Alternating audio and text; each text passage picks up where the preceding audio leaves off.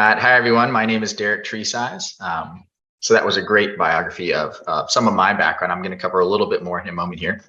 But today I'd like to talk to you about the science of resistance training and plant-based nutrition for longevity.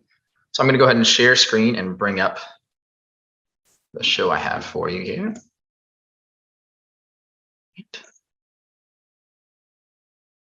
Perfect. So this is a topic that really excites me. It's been very much in the research lately. Resistance training, by and large, in the past has not gotten nearly as much scientific and medical attention as cardiovascular exercise. So for a gym rat / musclehead like myself, I'm very excited to see there's new publications coming out all the time that are showing profound health and physiological benefits of resistance training. Also, as many of the speakers in this conference are pointing out, plant-based nutrition has a very holistic and profound impact on every parameter of our health. So it's exciting to look at how these two fields are gaining more information over time and how you can use both of them to maximize your health, your lifespan, and your health span, which we're going to talk about today. So a little bit about myself. We just saw a great introduction video, so I'm not going to spend too much time here. But my name is Derek Treesize, in case you guys missed that. I have a bachelor's degree in biology, and I'm a certified personal trainer through the American Council on Exercise. I'm also a two-time professional natural bodybuilder through the World Natural Bodybuilding Federation and the Naturally Fit Federation. So I've had no problem as a vegan competing against athletes on an omnivorous diet and winning. So that's been very eye-opening, and I use it as a very, I feel, potent form of advocacy. Without having to say a word, you just know you're vegan. People see that you can push your physique to the limit, you can build muscle and strength, you can lose body fat. And that's something that's been really important to me over the years. My wife and I authored the book Vegan Muscle and Fitness Guide to Bodybuilding Competitions, where we broke down, it's very much a blueprint on how to control your physique, how to gain muscle, how to lose body fat, how to manipulate nutritional and exercise variables. So it's a guide that gets you to the bodybuilding stage, but it's a guide that anyone could benefit from if you want to take a precise approach to your fitness and nutrition. So my wife and I also both own Root Force Personal Training, which is Richmond, Virginia, where we live's only plant-based gym. I work with clients here one-on-one and in small groups to help them achieve their best health and fitness. And we have the blog and fitness website, veganmuscleandfitness.com. So a little overview about what I want to discuss today. We're going to start discussing aging and nutrition, aging and longevity. What does it mean? What happens to our bodies as time passes? We're going to discuss resistance training, what it means, what impacts it has on our body, because our body has a myriad of adaptations when we perform regular resistance training or regular strength training, and the role that plant-based nutrition has in complementing or bolstering those effects on our physiology. Implementation, we're going to talk about resistance training specifically. Where do we start? What does the research say? What is the best place for someone to begin if their goal is a long, healthy life, not necessarily being a bodybuilder, not necessarily getting really big, really strong, but lifespan and also health span. And then we're going to talk about resources, references, the research I talk about today, and where you can go to find more information. And then we're going to have a Q&A period at the end. Now, looking at this picture here I shared, this was taken in 2017. My wife and I are the front and center there. But this was Team Plant Built, which is a vegan strength and muscle sports team that competes together. And that year we did very good. This was in Austin, Texas at the Naturally Fit show, where I placed second in that show. It was very fun. But just showing off some of our apparel from our website in this group photo. And I thought this was a fun photo to include here to show that we're not unique. I'm not unique. A lot of people can build a strong, fit, muscular body eating only plants. And so therefore it is not necessary to harm your health, the environment, or animals by consuming animal products to do so. All right, moving on. Aging is affecting all of us. From the point of conception, before you're ever even born, our body begins to age. Time passes, our gene expression gets less precise, and we start to accumulate free radical damage on our DNA. We start to lose length of our telomeres. There's a whole host of hallmarks of aging.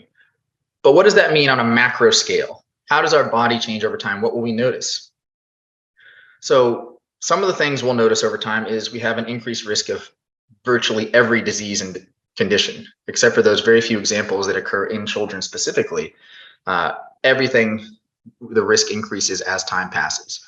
Case in point, if you look at just about the most dangerous lifestyle habit you can have, which is smoking cigarettes, you could take someone who is a regular smoker at age 20, compare that to someone who does not smoke at all at age 70, and the 70-year-old's risk of lung cancer is actually higher than the 20-year-olds. So that 50 years of age is actually a greater risk factor for lung cancer than the 20 years of age but having a smoking habit. The aging is a very serious risk factor for virtually every health condition. We can also expect to lose 3 to 5% of our flexibility per decade after the age of 30. So our muscles get tighter, we get stiffer, it gets harder to reach around and buckle your seatbelt, things like that. It gets harder to touch your toes. And this may be something that you might already be noticing.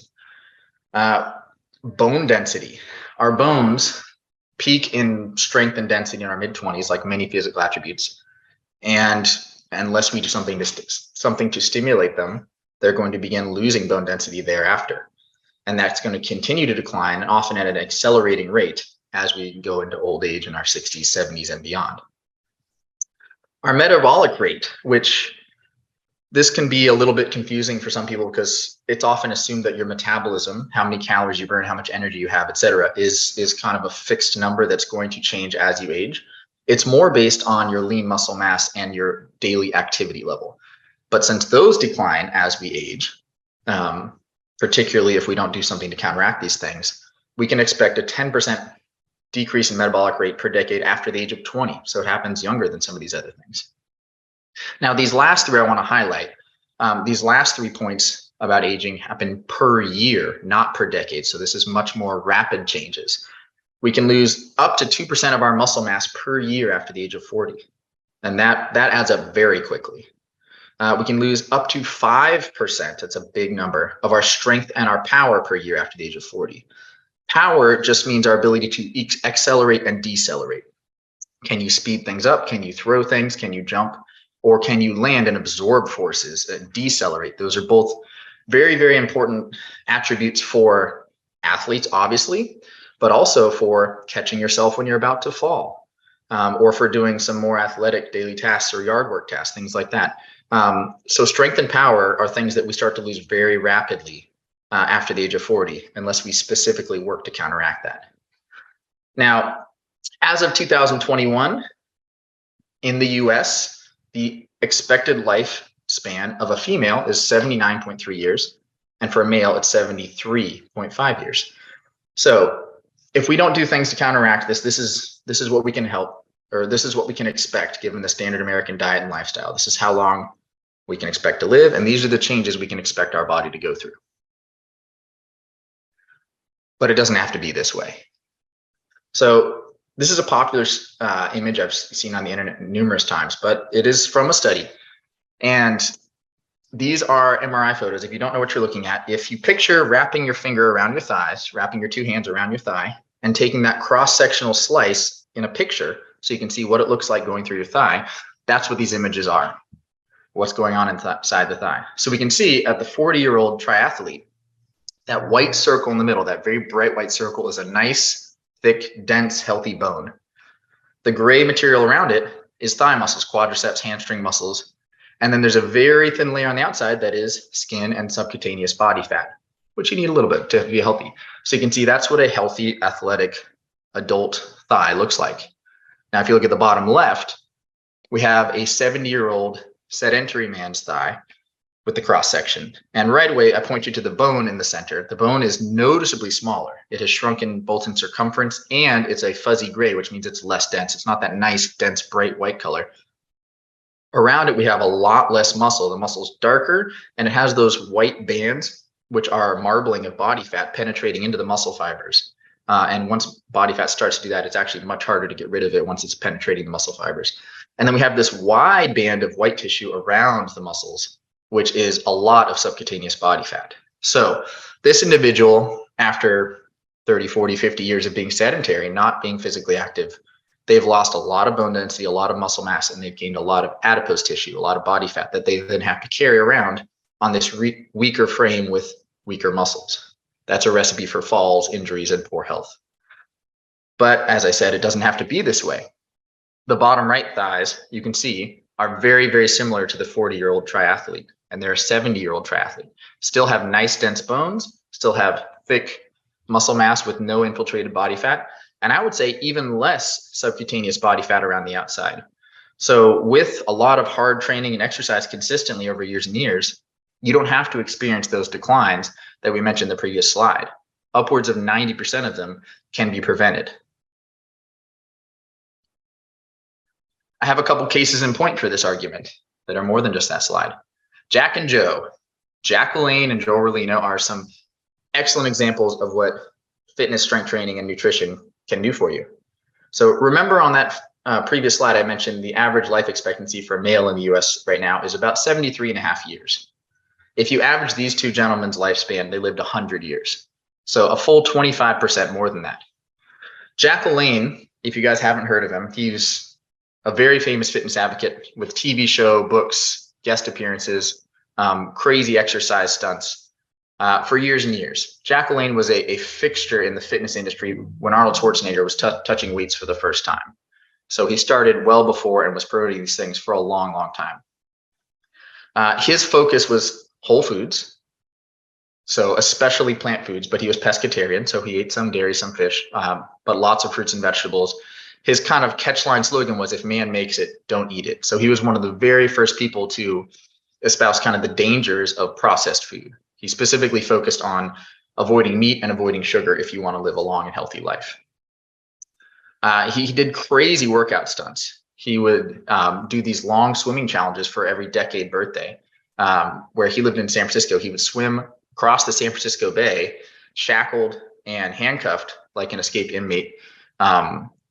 And as he got older, he would start pulling boats while he was swimming across the bay with people in them. And this was to show you that he was still strong, healthy, and fit for these extreme athletic events into his 70s, 80s, and beyond. He had a daily regimen of strength training for 1 hour and swimming for 1 hour for over 70 years. He did this from his 20s until his 90s.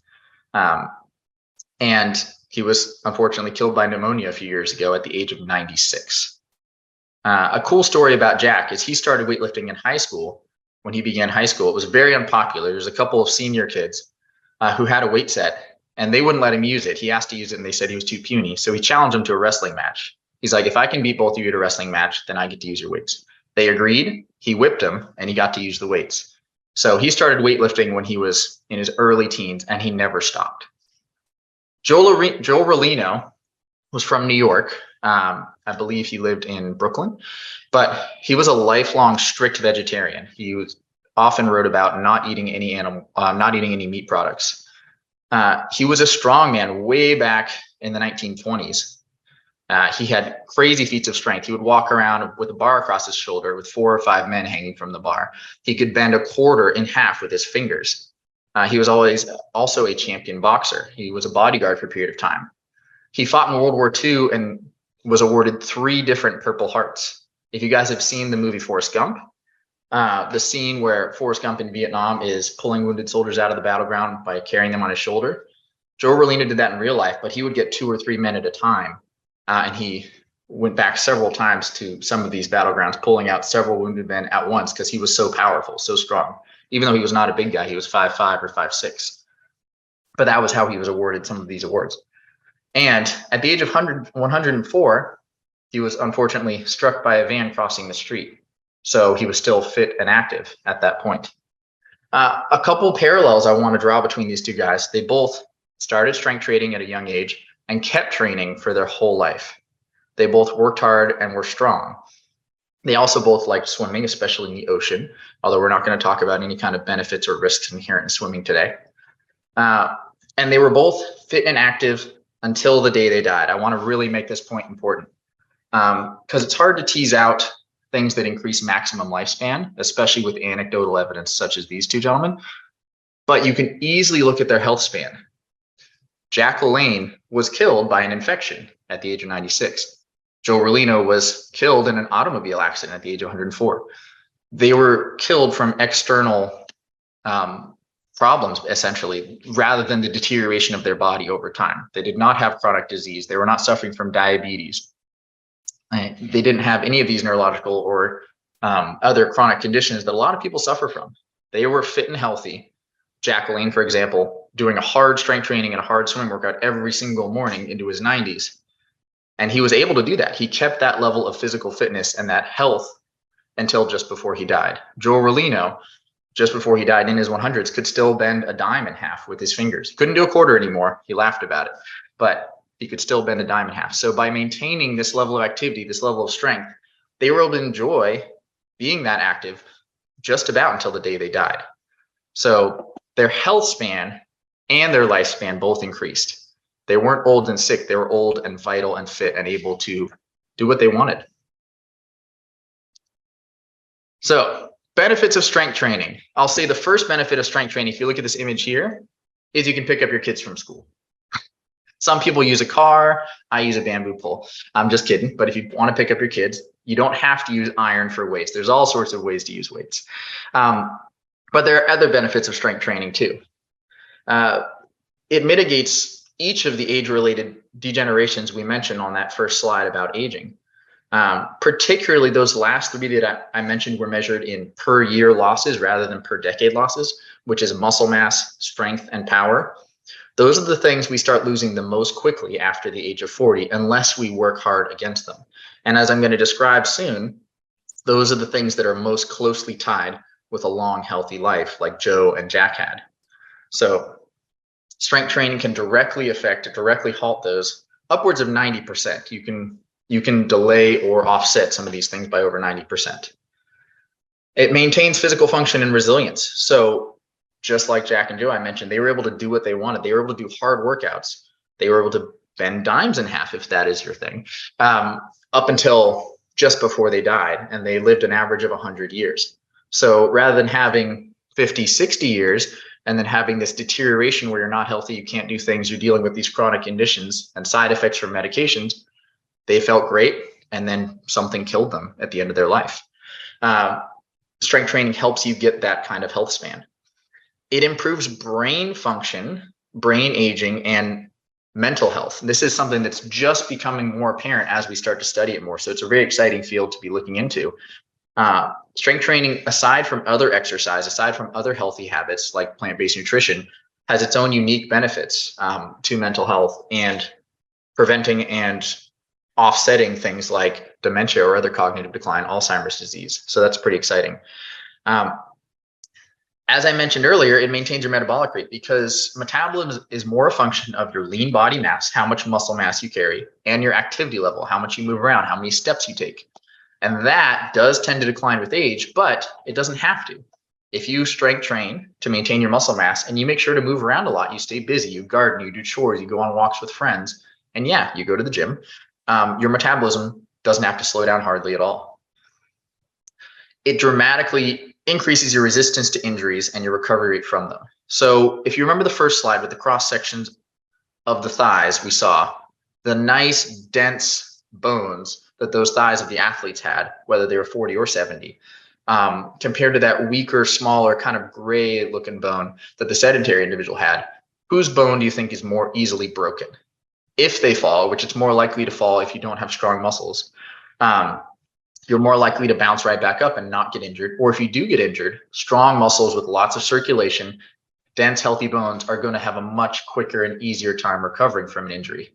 So that becomes more and more and more important the older we get. You want to avoid injuries. And when you do have an injury, you need to bounce back and get moving again. The other thing that's often not appreciated is recovery from illness. Strength training has ability to build muscle mass, to build resilience, and all the other ways we're mentioning, but it bolsters your immune system. There's not too much understood about this, but one of the methods is through the mediation of your hormones. Strength muscle mass can actually release chemicals called myokines that have a myriad of effects across your body. And it is shown that people who strength train have more muscle mass, get sick less often, recover faster. And whether it's acute disease or an illness, when you check into the hospital, particularly over the age of 65, you can gauge what your recovery rate will be or your recovery chances will be based on how much lean muscle mass you have. It can be very much an asset in terms of your chance of bouncing back from something serious in illness as well as injury. So as I mentioned, this is an exciting field right now, especially in the last 10 to 15 years. There has been a lot of studies coming out about strength training and not its effect on performance, because that's been studied for a long time, but its effect on health and its effect on lifespan and chronic disease. So I love seeing this, and I love learning about this and sharing this information with you guys. The first study I wanted to mention, there's many studies, but I chose kind of my top favorites here, is grip strength was found, and this is a large meta-analysis with many participants over a long period of time, was a better predictor of mortality risk, which is your chance of dying from any number of things, than blood pressure. Blood pressure is often used as the gold standard. As your blood pressure goes up, your risk of dying from diabetes, heart disease, you name it, goes up as well. Well, it turns out as grip strength goes up, your risk of dying goes down. And if you look at the graph I listed here from this study, the hazard ratio, which is another way of saying risk of mortality, goes down as grip strength goes up. And it's not a curve. It doesn't bottom out somewhere. It keeps improving. So those with stronger and stronger grips saw more and more protection from all the things that would normally kill them.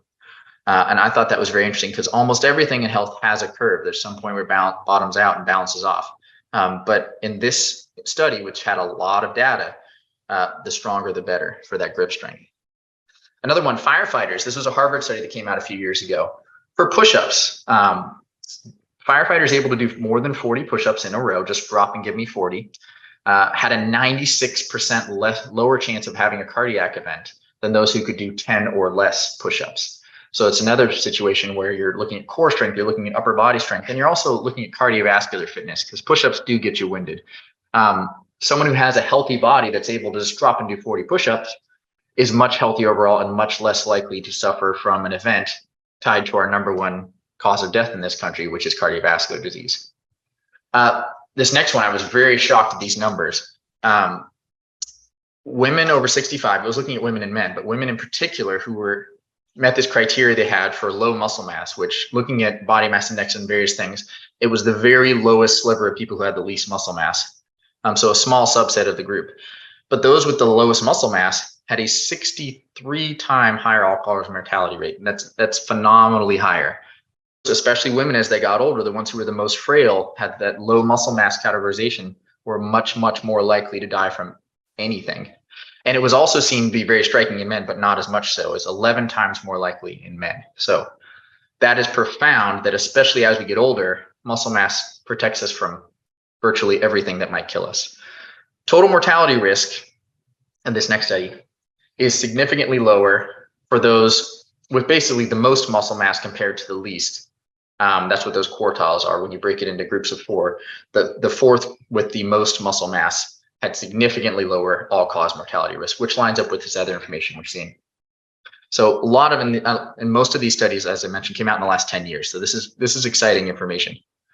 Other things we see here, and here I'm kind of comparing resistance training to some other things we do, like cardiovascular training or like weight loss. Resistance training, as I mentioned, prevents Alzheimer's and cognitive decline in general. So it has a lot of brain health protecting benefits that are independent of other healthy lifestyle factors, such as nutrition, such as cardiovascular. Combining resistance training and cardiovascular training, which everyone should do. Let it be stated on the record, I don't want anyone to avoid cardio just so they can strength train. You should do both. They both are very beneficial in different ways. But combining those two reduce total mortality risk of all participants across ages by 41%. That's the same as someone with a light smoking habit compared to a non-smoker. So that's a profound difference. You can have essentially the same reduction in risk as someone who's giving up smoking half a pack of cigarettes a day by doing your resistance training, cardiovascular training. If you look at this chart I included on the right, there's 4 yellow points.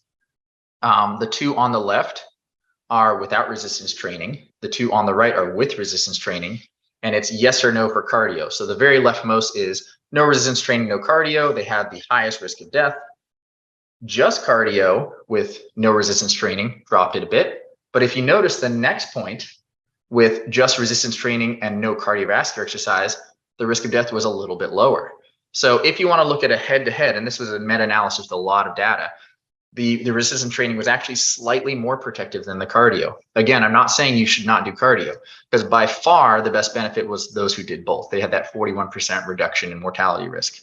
But it shows you how profound an effect resistance training has, and the fact that the two complement each other and you have an even lower risk when you do both of them tells you that they're doing different things to help protect you, which is why it's important to do both.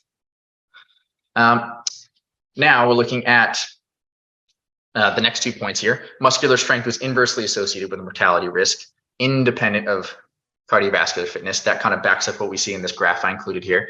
So that means whether or not you do cardio, muscular strength is protecting your health. Still do your cardio. It's just saying it's doing something different. And then grip strength, as you mentioned before, which is just a way of measuring strength and activity, predicted decreased mortality risk independent of body mass index, which means even if you're overweight, being stronger protects you. So again, I want you to be a healthy body weight. You should definitely focus on having a healthy body mass index and body fat level. But strength protects you regardless of your cardiovascular fitness, regardless of if you're overweight or not. It's still protective. So it's doing something different than these other things and is having a powerful effect. I'm going to change gears a little bit and talk about plant-based nutrition. Plant-based nutrition, I'm going to let the other lecturers in this conference cover a lot of that because they're doing a great job and a lot of them have a lot more qualification than I do in talking about it. But I want to highlight some things that tie into strength training a little bit and resistance training. So it benefits resistance training. Plant-based nutrition absolutely does, as I will testify by being a successful natural bodybuilder. Plant proteins have been shown to build just as much muscle mass as animal protein. And that's this chart I included here from that study. Whether you're omnivorous or vegetarian vegan, they were vegan in this study. Muscle cross-fibril area over a period of time working out and eating a fairly high protein diet, I think it was 20 or 22% of their calories in this study, saw the same increase in muscle mass. So if you're eating enough protein or even more, some would argue, than you need here, it doesn't matter if you're vegan or omnivore in terms of how much muscle mass you can gain. So in other words, there's no need to focus on animal proteins if your goal is to gain muscle mass and strength. It's not necessary. Plant protein is just as good. Other benefits for resistance training is circulation. You may have heard from Dr. Esselstyn's studies.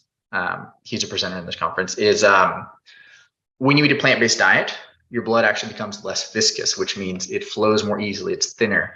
You don't have the buildup of plaques. Your endothelial cells, which line the insides of your blood vessels and release nitric oxide so that your blood vessels can dilate, they're healthier with a plant-based diet.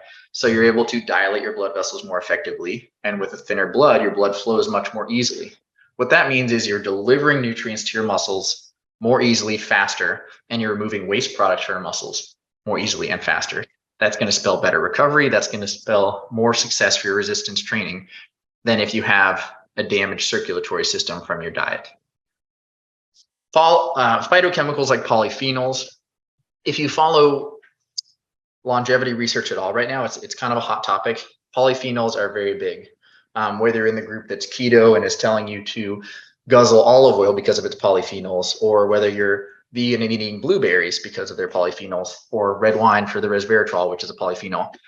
It's pretty widely accepted right now and touted that polyphenols are good for you, and they are stimulating your body's natural defenses against aging, which is slowing down damage and increasing repair rates of DNA, gene expression, many things like that. Polyphenols come from plants. They don't come from animal products. So when you're talking about polyphenols, you can substitute in whole plant foods and say the same thing. Whole plant foods are slowing down the aging process, slowing down oxidative damage with these antioxidants, and helping you recover and protect yourself better. So that's going to also spell less damage to your muscles from a hard workout because you have all these protective molecules in your system and faster recovery. So plants have the appropriate amount and type of protein, kind of ties into that study I shared there. If you're eating enough plants, you're getting enough protein and you're getting all the amino acids you need. You don't need to worry about mixing, combining, or supplementing any kind of special proteins here. And they have improved insulin sensitivity, which this is something better covered by doctors like Dr. Barnard, Dr. Greger. They talk much more in depth about this. But essentially, by eating less saturated fat, by eating more complex carbohydrates, you're improving insulin's ability to stimulate your muscles to pull carbohydrates, pull sugars out of your blood to restore their glycogen. So that's another way your muscles are going to fuel themselves before exercise and recover after exercise, is by getting that signal from insulin that, hey, it's time for us to pull some sugar out of the blood because we can fill up our storage tanks. If that signal gets blunted, and you start becoming insulin resistant, that has a whole host of negative health effects. It increases your risk of cardiovascular disease. Obviously, it's directly related to diabetes, directly related to obesity. So a plant-based diet improving insulin sensitivity is absolutely essential for bolstering your response to resistance training and just keeping you healthier overall. Now, but that's not all plants can do. Plant-based nutrition also benefits longevity. And this, again, I'm kind of keeping it specific to resistance training. I'll let people talk more about chronic disease in other lectures. Our number one killer in the US is cardiovascular disease. So if you can do anything to prevent or slow cardiovascular disease, you're going to increase your chances of living a long, full life. It just so happens a whole food plant-based diet, like the one Dr. Esselstyn advocates, like the one Dr. Kahn advocates, is the only proven thing to reverse heart disease and to shrink plaques and open up arteries. And if that's our number one killer, that of course is going to help us live a longer, healthier life. So the other thing, I'm going to take a nod to Dr. T. Colin Campbell here from the China study. He and his studies cited how higher protein diets stimulated cancer growth in rats when they were studying carcinogens like aflatoxin and liver tumors. But the protein they were using in those studies was casein from milk, which is an animal protein. When they repeated the studies again, using higher low protein levels of plant proteins, they did not see the tumorigenesis. Now, again, this is in rats, so we haven't done the study in humans because you can't feed humans carcinogens. But this right here shows that potentially even a higher protein diet with plant proteins is not going to stimulate cancer, which is another deadly killer in our country, the way a high protein animal-based diet would. So we mentioned on the previous slide that at a higher protein intake, plants build just as much muscle as animal proteins do. And here we can see that they're still having a profoundly different impact on the rest of our body. So you can have the muscle mass gain, you don't have to have the increased risk of cancer and heart disease. So phytochemicals like polyphenols, I mentioned in the previous slide, are going to bolster our natural resistance to aging, our repair mechanisms. And this specifically they stimulate the genes, the sirtuin genes, which are focusing on gene expression and regulating gene expression so that we don't have the wrong genes coming on and the wrong genes turning off. They work directly on that pathway that is really, really important for making sure that we're using the best possible genes for our body so that it's protecting itself and staying young and vital and healthy. The protein from plants as compared to protein from animals is much lower in methionine and branched chain amino acids like leucine, isoleucine, and valine. You don't need to remember those, not important. But what you do need to remember is that these things are directly related to our body's production of insulin-like growth factor, which is a hormone we release that stimulates growth. It tells us that things are good and it's time to grow, reproduce, whatever. Insulin-like growth factor is also very strongly implicated in cancer risk and in the overall aging rate. In fact, if you look at populations in South America, this is information from research Dr. Valto Longo out of USC has done. There is a small population of individuals who have a natural mutation where their body does not produce insulin-like growth factor 1. They're normally a lot shorter than typical individuals. They're about 5 feet or slightly under. But regardless of how much they drink, regardless of how much they smoke, they don't get heart disease, they don't get cancer, and they live their 80s, 90s, and 100s because they don't produce this insulin-like growth factor 1. So for a long, healthy life, for minimal levels of chronic disease and maximal levels of health span and lifespan, you want to keep IGF-1 low.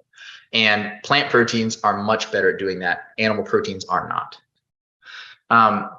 Mentioned the insulin sensitivity on the previous slide. Again, there are people in this conference who are more qualified to talk in depth about that than I am. But something that insulin sensitivity is directly related to is AMPK, which is adenosine monophosphate kinase.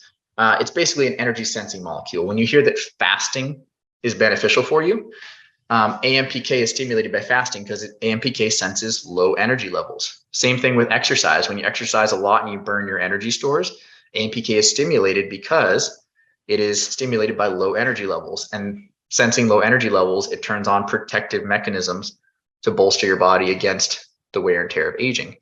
Having better insulin sensitivity from eating a plant-based diet is going to keep AMPK more active more of the time because insulin's sensitive and you're keeping energy levels lower. So again, other researchers can talk more in depth about that, but this is another way that a plant-based diet is going to be beneficial for a long health and lifespan compared to a more omnivorous or standard American diet. All right, now we're going to go into practical stuff. See, this handsome devil in the picture here is myself rowing a big dumbbell just to show you that plants don't make you weak. And I included in this slide because that bottom bullet point there, intensity does matter. Research does show that. And I could have included more citations there. But to start off, strength training recommendations for lifespan, for mortality risk, I should say, not lifespan, for lowering your risk of dying from all causes has a U-shaped curve. So I mentioned when I mentioned grip strength, it was impressive that it had a line rather than a curve. Strength training in general has a U-shaped curve, which is what you normally see in biological systems, which means that as you do more, your risk goes down.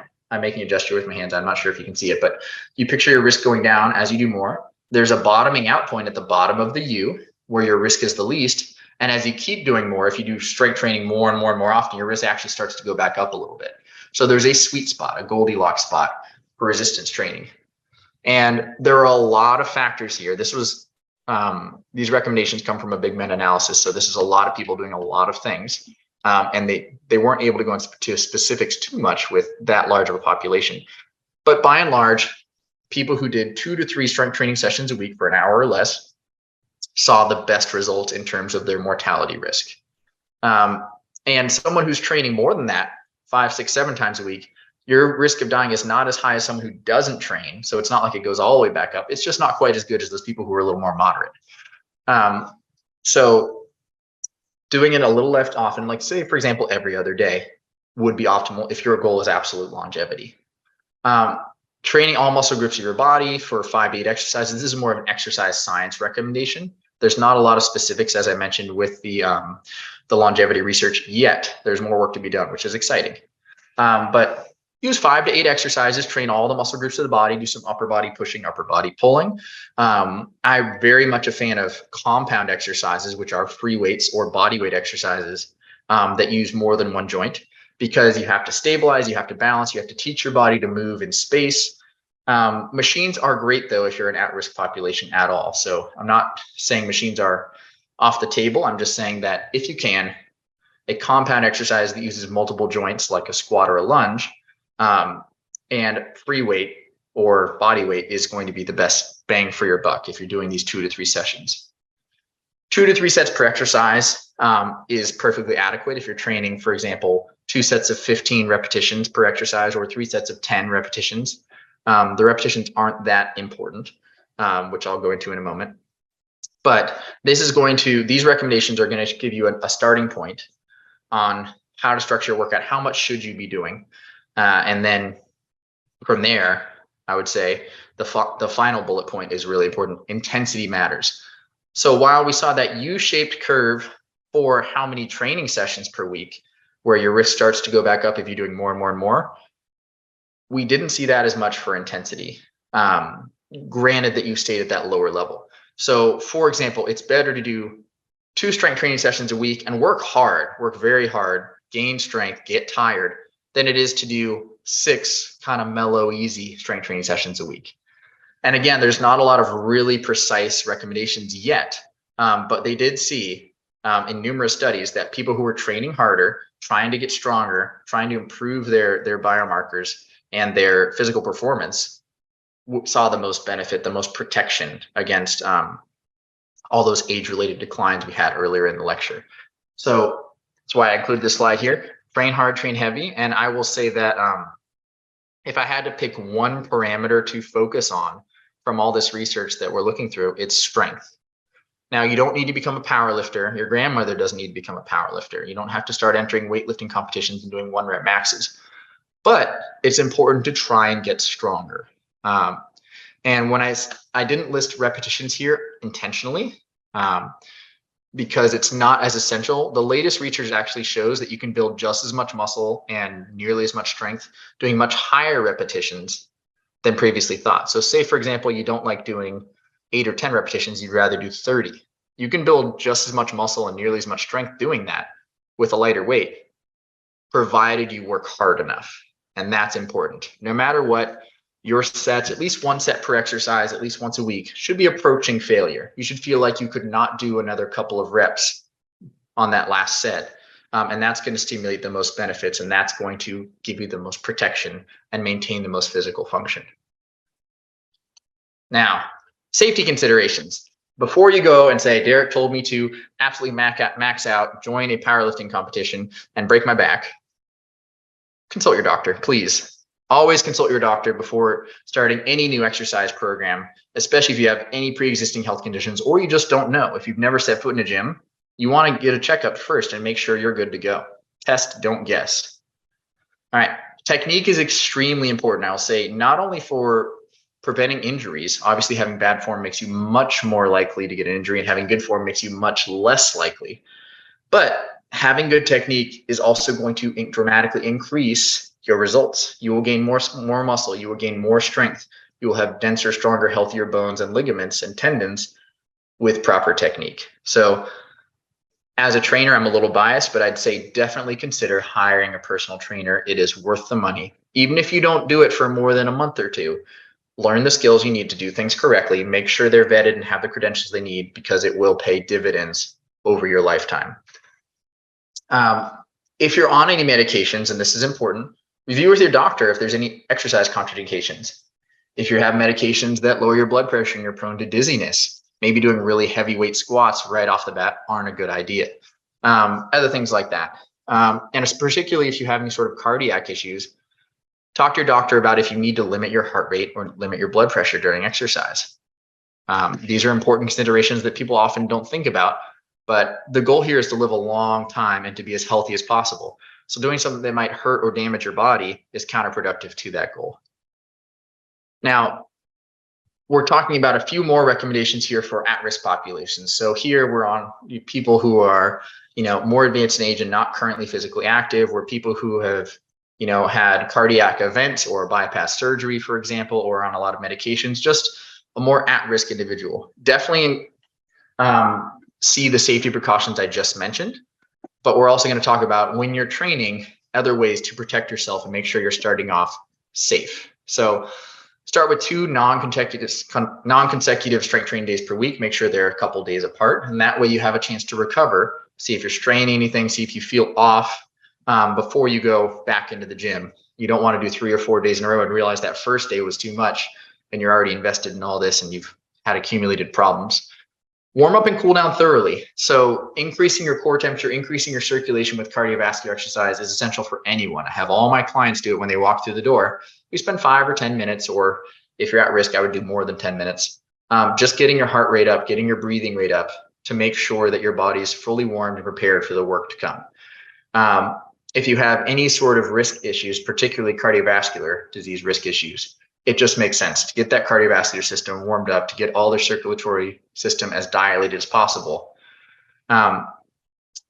Lighter weight and higher reps are also protective in general, but again, with someone who's at risk, heavier weights are going to cause more bracing and more muscle contraction and drive your blood pressure higher. For someone who's doing a max lift in a weightlifting competition, for the very brief period of time they're lifting that weight, their blood pressure goes through the roof because their body is braced and squeezing so hard, it's squeezing your blood vessels too. If you're at risk with already high blood pressure or have had a cardiac event, that's not safe, at least not at first. You can certainly build up. So start with lighter weights, start with a lower RPE, which means rate of perceived exertion, which is like on a scale of 1 to 10, how hard was it? Start with 6 or less. Keep it on a scale of 1 to 10, it was 5. So that's where that intensity recommendation doesn't come in yet. Get out of the at-risk population category and then start pushing the envelope, not first. You want to avoid breathing, or avoid holding your breath. Don't avoid breathing. It's really good for you. Avoid holding your breath to moderate your blood pressure. So similarly, if you brace and go hold your breath like people do before a big lift because it makes you more tighter and more stable, that's driving your blood pressure up a little higher because everything is squeezed and you don't have that relaxation that comes with an exhale. That's not something you want to do if you're at risk of, for example, a stroke, or for example, another cardio event. So don't hold your breath. Make sure you take nice, even, steady breathing through the entire exercise and that's going to help moderate your blood pressure even further. Continuous lifting tempo as well. So we don't, normally I would definitely recommend pausing. I like to make all my clients pause at the bottom of every repetition because it's much safer on your joints and much harder on your muscles. So it gets you in that nice locked in position. If someone's at very high risk, I don't recommend this. And it's also for that blood pressure reason. When you're pausing, your muscles brace harder, your blood pressure goes up a little more. So we make a nice smooth tempo. And when I list 4-2 here for your continuous lifting tempo, I mean 4 seconds down, 2 seconds up. That's what I'm talking about. So 4, 3, 2, 1, up and 2. Just nice and smooth, nothing accelerating, nothing jarring is going to be the safest way to go if you're just getting started. And then lastly, limiting overhead exercises, overhead shoulder presses, overhead arm exercises, things like that are also going to be a little bit more gentle on your cardiovascular system. Those things tend to raise your blood pressure a little bit as well. So these are all just considerations for a small subset of the population that really wants to get into resistance training, that would see a ton of benefit from it, but is concerned and, you know, is rightfully concerned. These are some ways to protect yourself and still get out there and get started. So references, talk about references. Don't worry about that so much. You're welcome to review these later on your own. Before we launch into Q&A, I want to say you can find out more on our website, which is veganmuscleandfitness.com. We have our book that you guys are welcome to look into if you'd like a precise plan for gaining muscle, losing body fat using bodybuilding's methods. There's also veganbodybuilder.com is a great resource, and there's tons of other books out there. The speakers in this group, who I very much encourage you to follow, our registered dietitian Juliana Hever and Robert Cheek. They both have several books that are also covering topics like this that would be really beneficial. All right. Thank you so much, Derek, for that very informative presentation. So now we're going to begin our live Q&A session. I'll be asking some questions as well as opening up questions to the audience. And before we do that, I'd like to let everybody know exactly how this works. We don't take questions directly from the chat. Instead, we ask everyone to virtually raise their hand. If you're not sure how to do this, what you need to do is click on the reactions button at the bottom right of the Zoom, second from the right. Then click on the raise hand function in the menu that pops up. When I call your name, I will unmute you and prompt you to state where you're from and to ask your question. We ask that everybody keep their questions brief and on topic. We will then mute you. All right. If you want to ask another question, then you can just hop on the back of the line, raise your hand. So let's get started. So the first question is, can whole food plant-based bodybuilders get as big as people who eat animal products? Great question. Whole food plant-based. I would say yes. I've never seen a head-to-head study on this. I don't know that a study has been done. I would love to see one. So I cannot give you a definitive yes, but based on the research I've seen and my own experience as a natural bodybuilder, I would say absolutely. Granted, everyone involved is natural. If you start taking performance enhancing drugs, all bets are off. Obviously, whoever is doing that is going to have a tremendous advantage that's not going to be mediated by any sort of nutritional, like excellent nutrition practices. Okay, thank you. Our first audience question is going to come from Halal. Halal, please state where you're from and ask your question. Hi, yes, Hillel Harris from South Florida. My question is that exercise science has often compared whey protein to other protein sources such as rice protein and soy. And they've consistently shown that whey stimulates muscle protein synthesis faster and what they consider to be more efficiently than does vegetarian sources of protein.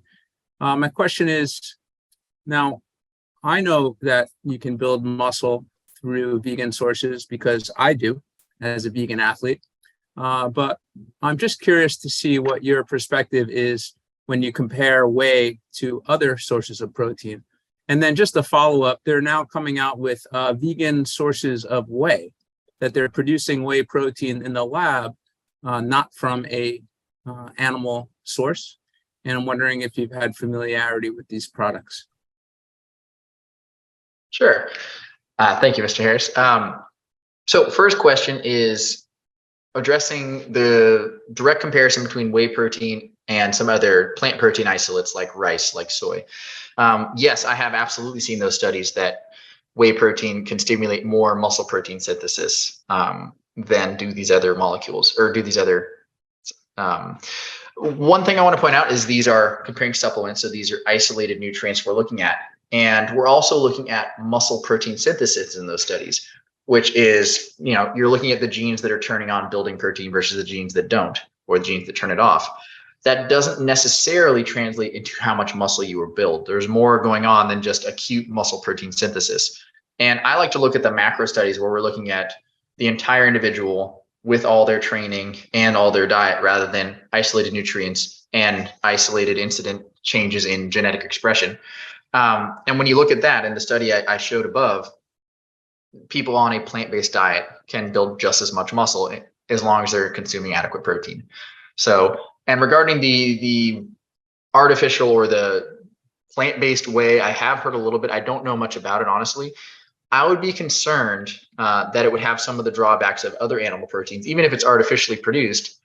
Is it stimulating insulin-like growth factor? Is it overstimulating mTOR and increasing our disease risk, increasing our aging rate? So I still plan on sticking to plant proteins, even when more, ethically sourced animal protein analogs become available.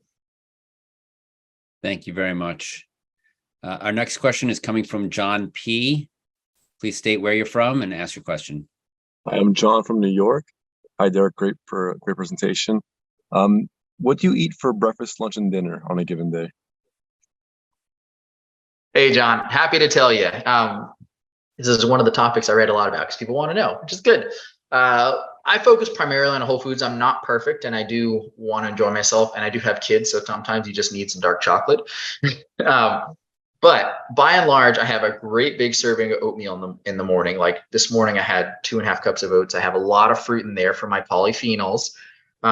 So lots of berries, some walnuts, apple, some figs, and then every spice in the rack, because again, I want to maximize those phytonutrients, and spices have a ton. So I'm having cinnamon, I'm having cardamom, I'm having ginger, I'm having cloves. That's my breakfast. Lunch varies, but it's usually some kind of blackened tofu dish. I either have blackened tofu over cauliflower rice with maybe some hot sauce, or I'll have like a big salad, a vinaigrette salad with lots and lots of veggies, huge salad with blackened tofu on top. In the afternoon, I have a bean shake, which you can read about on our website or on veganbodybuilding.com. I put some recipes on there, which is basically a great big smoothie. It has nuts, seeds, it has bananas, it has white beans is kind of the secret ingredient. And then spinach or kale or some kind of thing. And then dinner is a wild card. We'll have rice and beans, we'll have sweet potatoes and veggie chicken tenders. We'll go out to eat and get Thai food. But my diet is very consistently fitting that mold year round, and it has for a decade. And Derek, what are your thoughts on intermittent fasting with regard to building muscle? Sure, absolutely happy to answer this one, Michael. This is another hot topic, and because in part of its relationship to aging, intermittent fasting has been shown to increase lifespan in many model organisms, fruit flies up to mammals. My thoughts on intermittent fasting are that, and the research I've read, because I've read a bit, is that it absolutely can still yield muscle gains. You can still gain just about as much muscle, perhaps a little bit less on an intermittent fasting diet. But you tend to be leaner. So that would be a benefit. You build just as much muscle or almost as much, but less body fat. I will say that on a diet, on a calorie reduced diet, people who intermittent fast tend to lose more muscle than those who are not intermittent fasting. So if you're trying to lose weight, it might actually be beneficial not to intermittent fast, even though intermittent fasting can help weight loss. You might lose a larger proportion of muscle mass. And kind of the cautionary point I want to make with intermittent fasting, there's two things, intermittent fasting, forgive me. There's two things to consider. One is the time of day is incredibly important. We are most metabolically sensitive and efficient, most insulin sensitive, everything beginning of the day. We're a diurnal organism. So our digestive cues and our hormonal cues are all based on the day of the sunshine. You want to get in your 8-hour window in the first part of the day. If you do it in the second part of the day, like say, for example, noon to 8 p.m., you're still, it's still shown that you see a lot of those body composition benefits. You get leaner without losing the muscle mass, for example. But a lot of the other health markers like blood pressure, like blood cholesterol, actually are not benefited. And that's because eating later in the day is not as good for you. We're less insulin sensitive, which means we're eating more like someone who has insulin resistance. So I would say intermittent fasting can be an excellent tool, but you need to make sure you're eating in the first half of the day. Other thing to consider, Dr. Walter Longo's research shows that people who intermittent fast or who fast for more than 12, 14 hours a day have twice the risk of gallstones. And it could be because you have an increased production of bile in the gallbladder to break down ketones as your body goes into ketosis from the long fast. We don't really know, but it's something to consider. If you already have an increased risk for gallstones or gallbladder problems, it might not be for you. And do you know if that was with plant-based eaters versus animal eaters with regard to gallstones? I would assume it was not with plant-based eaters. Thank you. And you mentioned your diet. Do you know the diet of other like elite plant-based bodybuilders? Do they eat very similar to you? And what about the idea that we need to have a tremendous amount of protein when we're bodybuilding? Sure. Happy to answer this.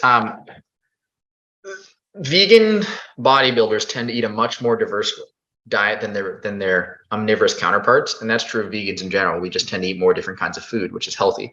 But because of that, I think vegan bodybuilders eat a lot more different kinds of food. By and large, their macronutrient breakdown and their food choices mimic what mine are. Obviously, in a competition season, I'm going to be much more rigid on my choices than I am right now, where I'm just trying to maintain a healthy body weight and composition. But I do know a few vegan bodybuilders out there who go very much low carbohydrate when they diet, which is not typically done by other vegan athletes, even though it's done by the majority of the omnivorous community when it comes time to diet for a body competition. So there's some differentiation. I'd say most of them focus more on a higher carb, lower fat diet, which is very much in contrast with omnivores, but some decide to go the low carbohydrate route. And I'm sorry, what was your second question? About protein. Oh, protein levels.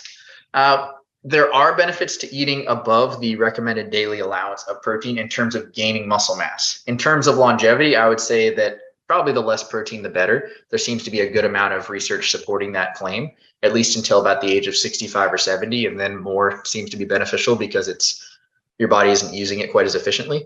But by and large, the daily recommended allowance or daily recommended intake for men is about 55 grams per day. For women, it's about 45. Which is pretty low, very easy to get eating whole foods.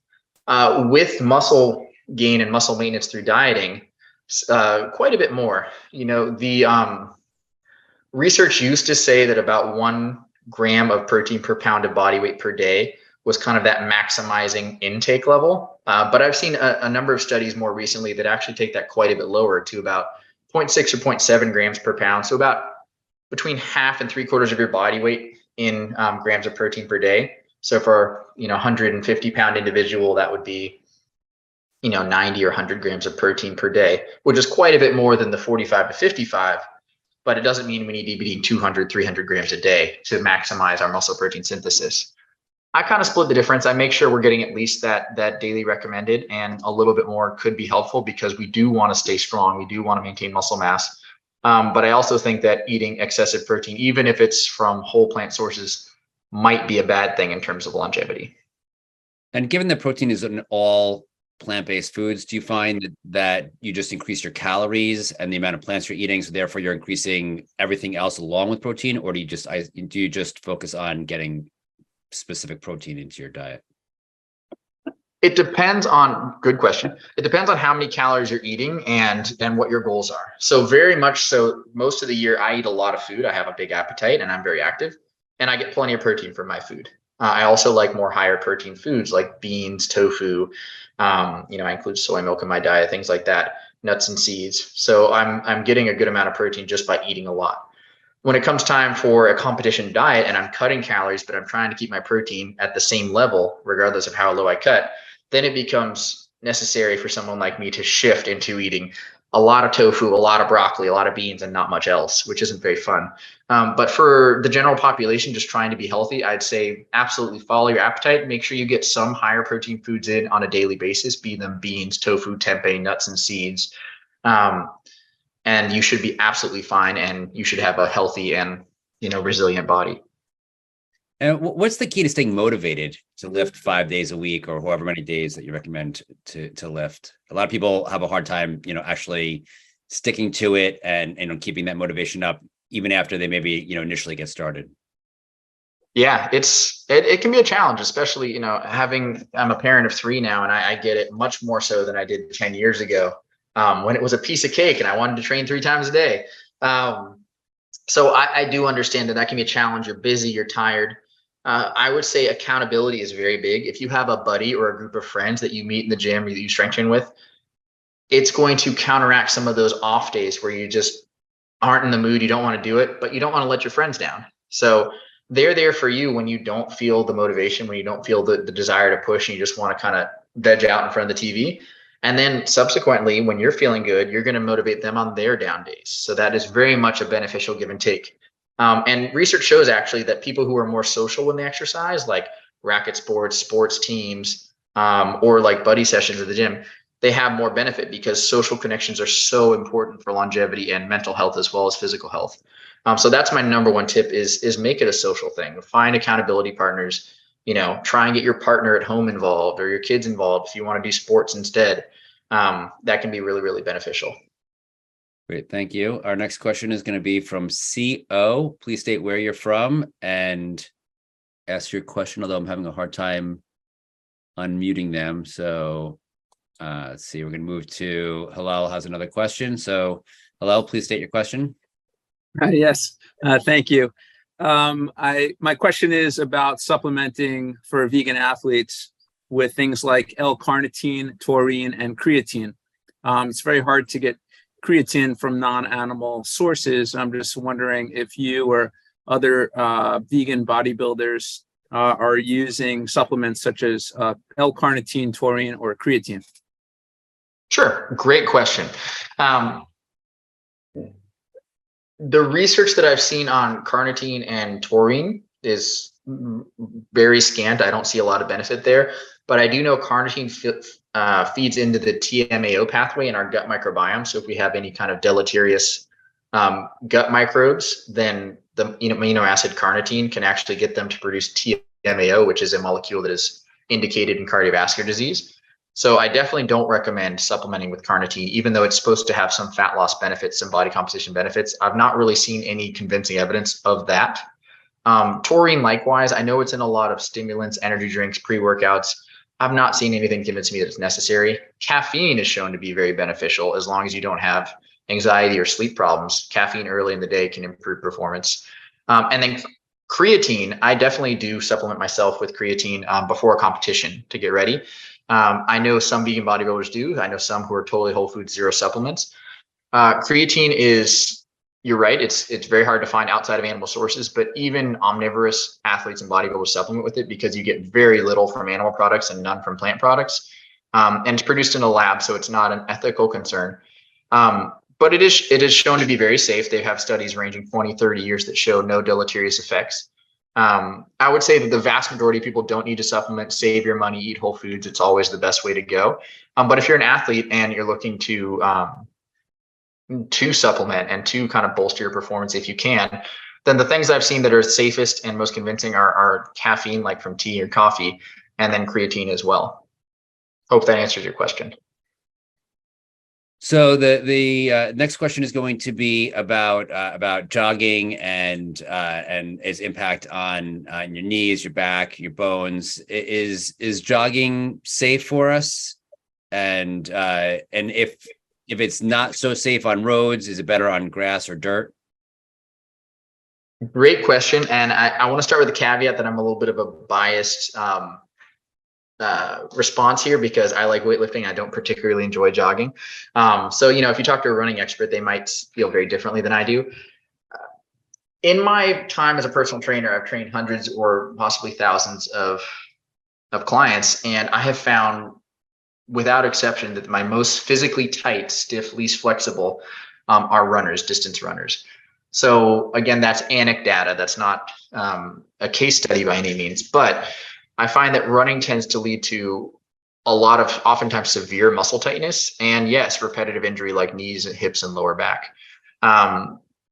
That being said, I think there are ways to run that are better. I think a lot of the problem is the shoes people wear. When you wear a typical running shoe that has a lot of support, a big, thick, cushioned heel, it leads to heel striking, which is certainly not optimal. It breaks down your knees, it breaks down your back.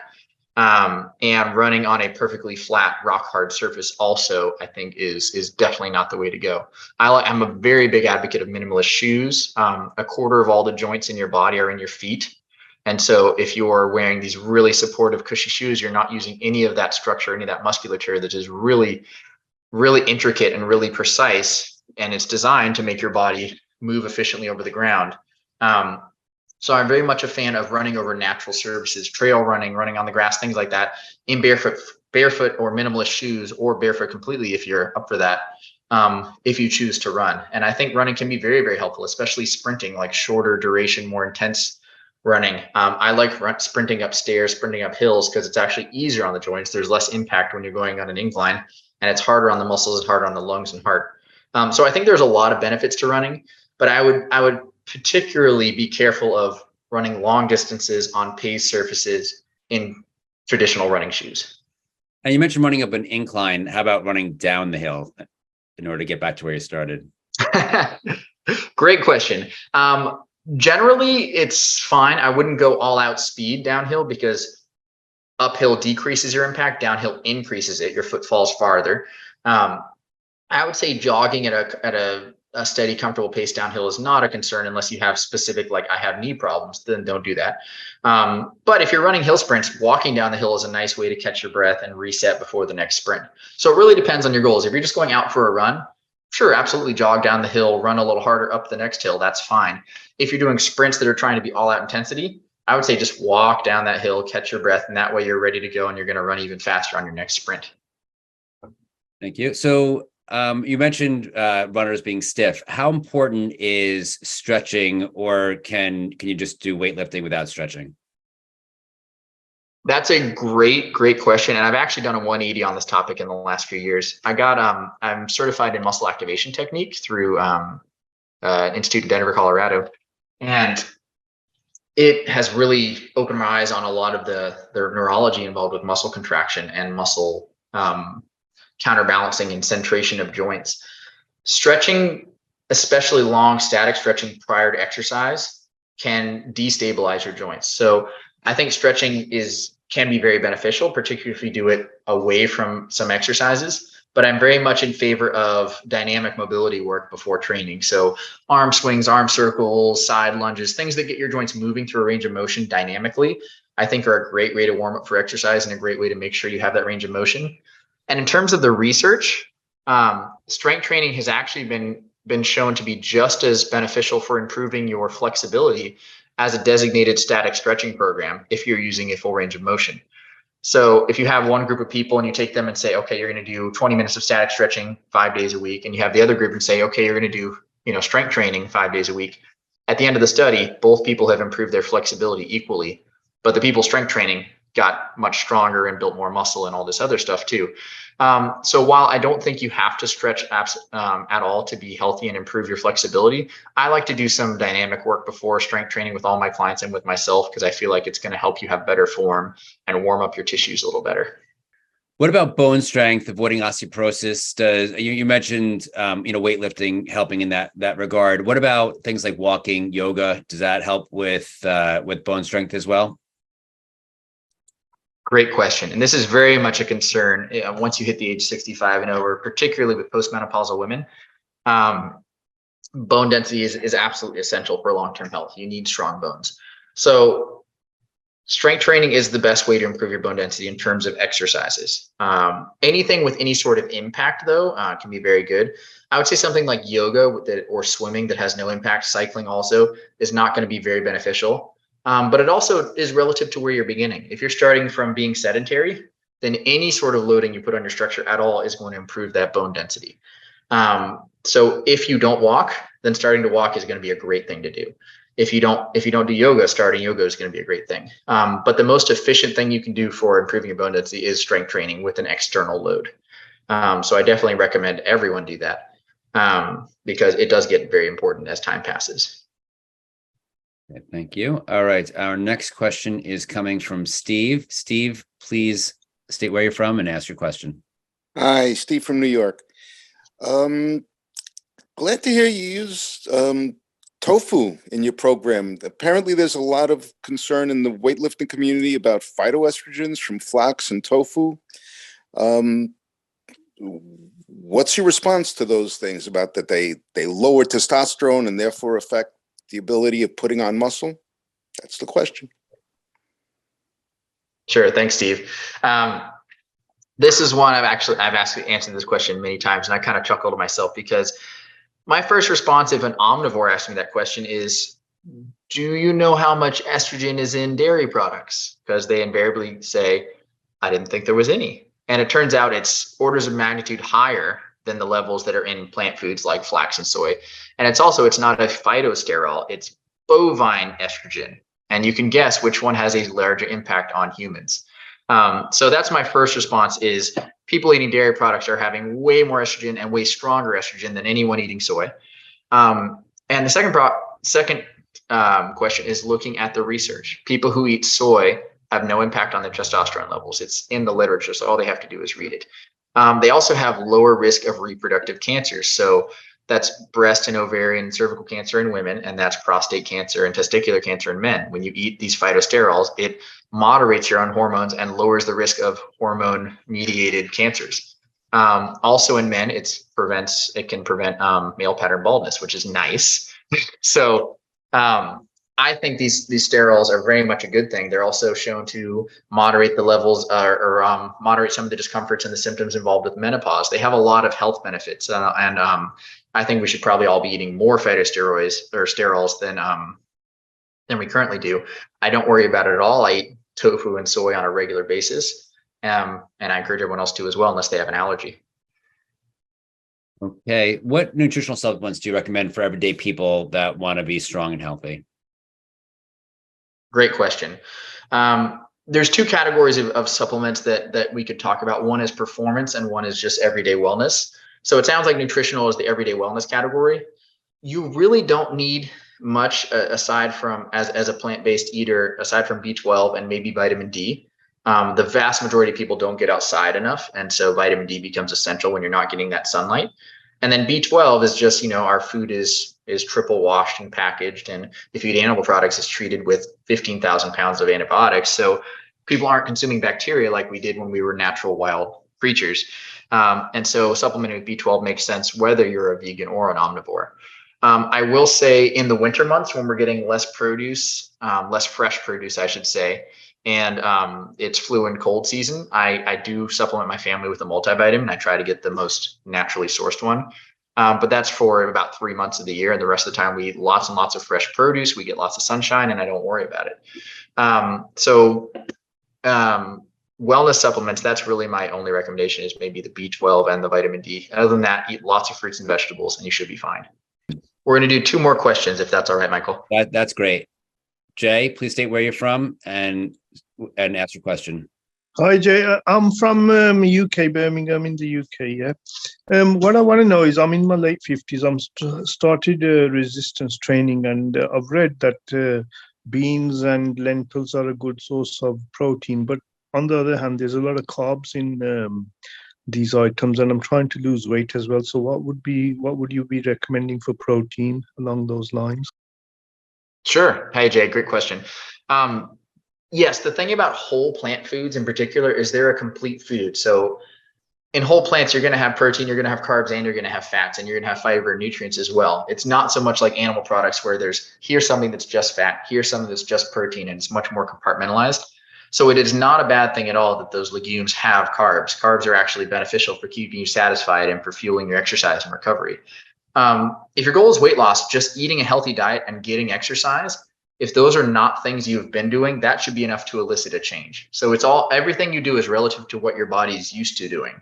If you're not used to eating a lot of high fiber whole plant foods and you're not used to strength training, you should see a lot of benefit from making those 2 changes. If you're not, then maybe considering your calorie intake, because carbs in and of themselves don't cause weight gain. It's overeating, it's over consuming calories. And yes, eating a low carb diet works because people who eat low carb diets are cutting their calories.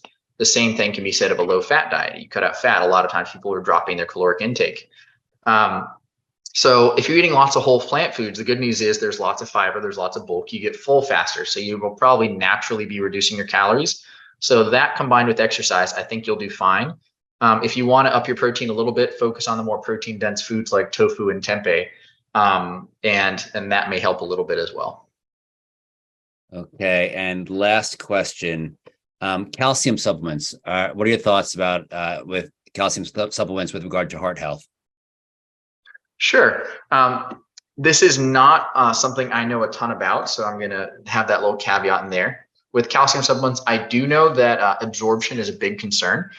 To properly absorb calcium, you need to have adequate levels of vitamin D and I believe vitamin K. And you also want to make sure that you're not eating things that are inhibiting mineral absorption.